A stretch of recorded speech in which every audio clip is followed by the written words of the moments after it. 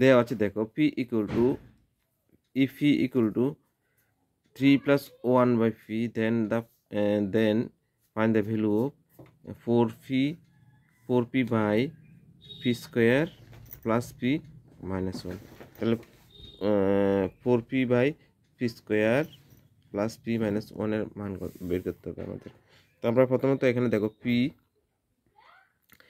সমান সমান কত দেওয়া আছে, p সমান সমান তাহলে p সমান সমান 3 plus 1 by p এটা আমরা লিখবো।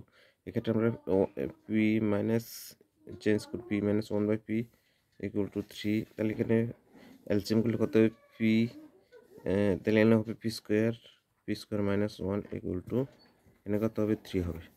ঠিক আছে, তাহলে এক্ষেত্রে দেখো p square minus 1 by p equal to 3, তাহলে আমরা ক্রস মাল্টিপ্লিকেশন করবো। তাহলে p square minus 1 equal two 3p। ঠিক আছে, তাহলে এটা আমরা লিখলাম।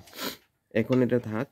এরপরে আমরা দেখো এবারে প্রথম কি উপরে কি দেওয়া আছে 4p by p square plus p minus 1 এটা লিখবো।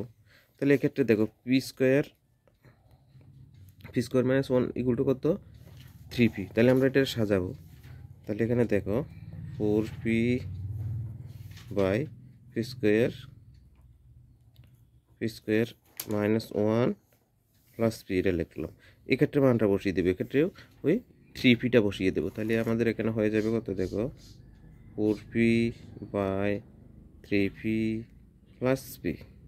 তাহলে দেখো এক্ষেত্রে কত হলো, উপরে 4p নিচে 4p, তাহলে পি কাটা ডাইরেক্ট 4 কাটা, অ্যান্সার কত হবে 1।